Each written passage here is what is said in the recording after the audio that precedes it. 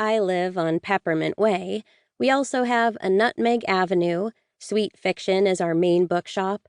We have stores named Cookie Crumbles, Eats and Treats, and Taffy Toys. You get the picture.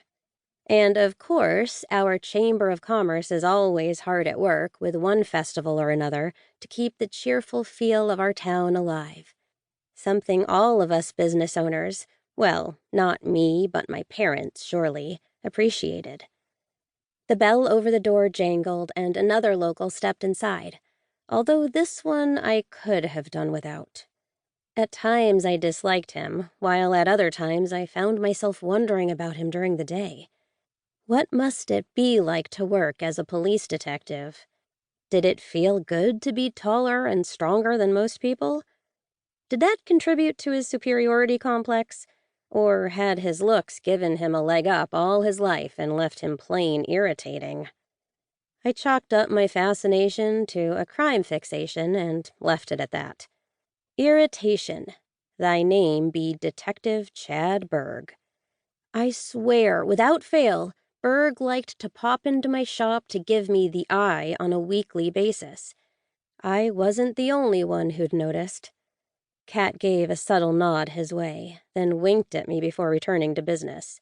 She liked to pretend he had a romantic interest in me, but Berg and I both knew he kept an eye on me and my dog, ready to throw us in the slammer for the smallest infraction.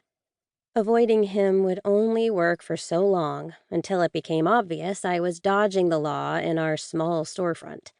Instead, I put on a bright smile and clasped my hands in front of me, so I wouldn't be tempted to strangle the man.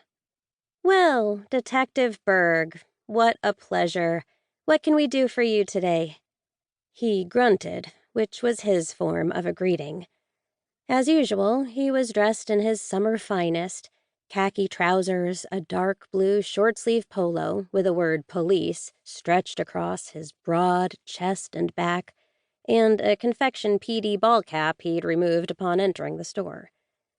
Berg served as part of the foundation for my detective character in the suspense novel I was writing, though I'd given my lead a nicer disposition and kinder attitude toward my intrepid heroine.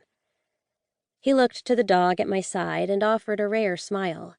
Whoa, boy, did that expression work in his favor. Normally, he looked like a stone-faced killer, with short, dark hair, a granite jaw, and light gray eyes as cold as ice.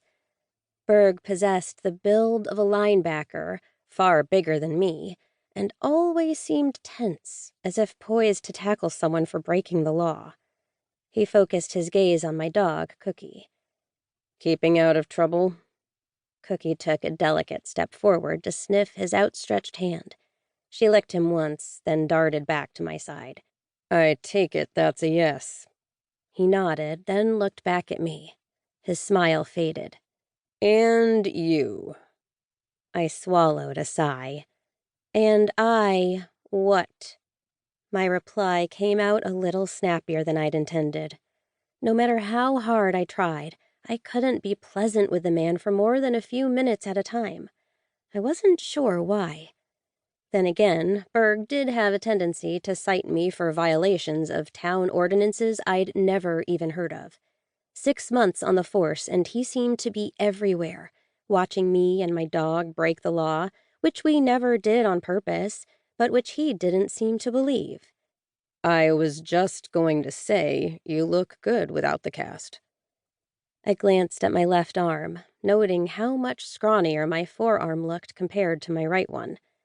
It felt weaker, too, but had healed well thanks to 7 weeks spent in a cast. "Oh, thanks.